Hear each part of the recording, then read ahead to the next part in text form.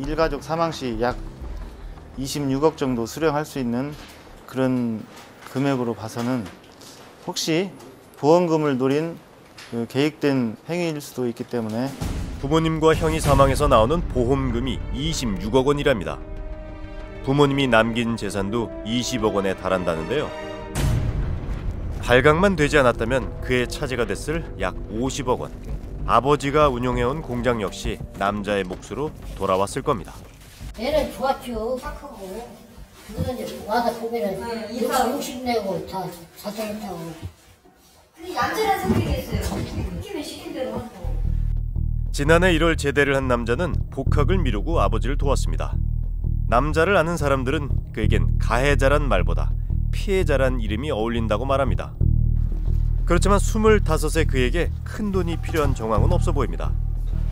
돈 때문이 아니라면 대체 무엇 때문이었는지 남자에게 물어봐야겠습니다. 괜찮아요? 피해자로 만났을 땐 폭력적이더니 가해자로 만나니 너무 여립니다. 기분이 좀 어떻게 괜찮아요? 좀 나아졌어요 이제? 안 나아질 것 같아요. 집안에 문제가 많았어요? 아버지 어머니 형 때문에 좀 고민이 많았어요? 엄마 아빠 좋은 건 아니에요. 8시 안에는 다 꼭 그렇게 할 수밖에 없었던 이유가 분명히 있었을 것 같아요. 제가 같이 안 가는 게 장담일까요?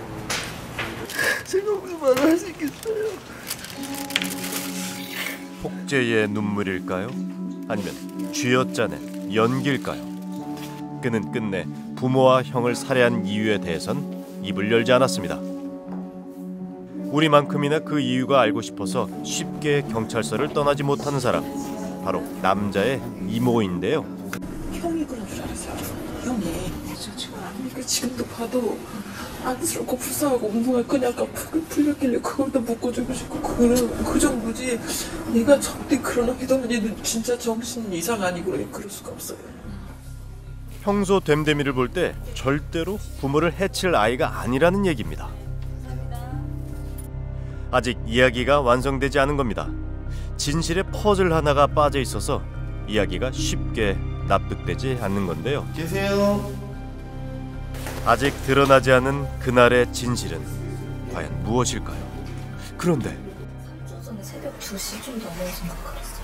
새벽에 밑에 층이 너무 시끄러워가지고 깼는데 젊은 남자가 엄마 하면서 좀 울부짖는 목소리로 뭐 119에 신고를 하네 그냥 그런 소리가 들리길래 비극의 전조가 있었답니다. 예, 119입니다. 네, 앰뷸런스 좀 빨리. 엄마 쓰러졌어요. 의식이 하나도 없어요? 네, 의식이 모르겠어요. 빨리. 예, 알겠습니다. 네, 빨리. 예. 남자가 119에 신고를 한 때는 살해 사건이 일어나기 22일 전. 상당히 신속하게 출동을 했는데도 저희한테 막 나무래더라고요. 굉장히 이렇게 막 뭔가 쫓기는 듯이. 부모를 살해하려다 실패를 한 겁니다. 그러자 놀란 척 119에 신고를 했던 건데요.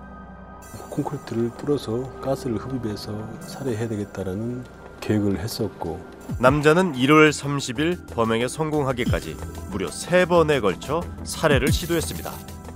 집안에 벽을 뚫어 연탄가스를 넣으려던 첫 번째 시도는 실패했습니다. 그런데 임대해서 살고 있는 원룸에서 여러 가지 실험을 하게 됩니다. 연소 상태라든지 가스에 어떤 직접적으로 한번 맡아보기도 하고. 가족도 친구도 눈치채지 못했던 남자의 비밀은 원룸 안에 있었습니다. 집과 비슷한 구조의 원룸을 빌려 수차례 예행 연습까지 했습니다. 그런데 이상한 점이 있습니다. 바로 범행 대상인데요. 총 3번의 범행 시도 중 앞선 2번의 범행 땐 부모만 집에 있었습니다. 그러니까 남자의 목표는 애초 부모였던 걸로 보입니다. 그런데 왜 마지막엔 형까지 죽음으로 초대한 걸까요? 지금도 그 친구는 이제 형이 죽자고 그래서, 또 형이 죽고 싶다고 그래서 가족 모두 죽으려고 그랬다 라고 지금까지도 그렇게 일관되게 주장을 해오고 있는데요. 부모만 죽이려던 남잔 갑자기 형까지 살해했습니다. 형은 동생에게 죽임만 당한 게 아닌데요.